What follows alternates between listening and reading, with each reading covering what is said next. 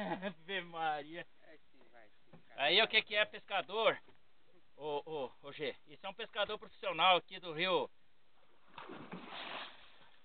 Oh, coisa linda, hein? Fala aí, G. Você queria mostrar um vídeo pra sua esposa? Aí, ó. Quer certeza que nós tava no rio, viu? Olha lá, ó. Oh. Ó. Ó, certinho, ó. Ô, bichão, hein? É brabo, é bruto, hein? Olha o pescador aqui. Ó a cara dele aqui, ó.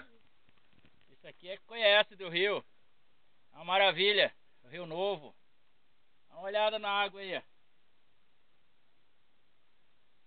Cadê a cesta? É.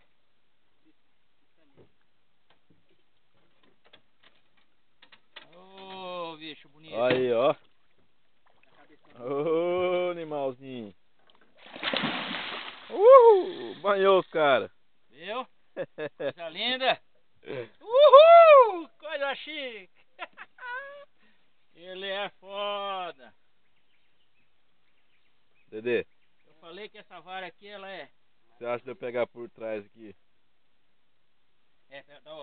Não, filma aí, filma aí. Vai filmando aí, deixa eu... Põe a cabeça aqui. Ó a mancha do bicho, ó. Ó o banho, quer ver? Vai dar outro banho. Tá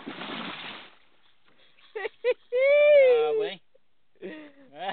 Você gosta, né? Você é uma moção muito grande. Ó, moço, ó o nosso petisco de ouro. Petisco. A isca. Ô. Aqui tem ele, rapaz. É de cá mesmo.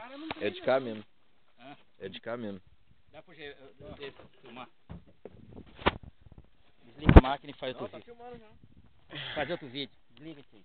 Olha pra mim aqui que eu encerro. Beleza, vamos fazer outro vídeo que esse é bacana.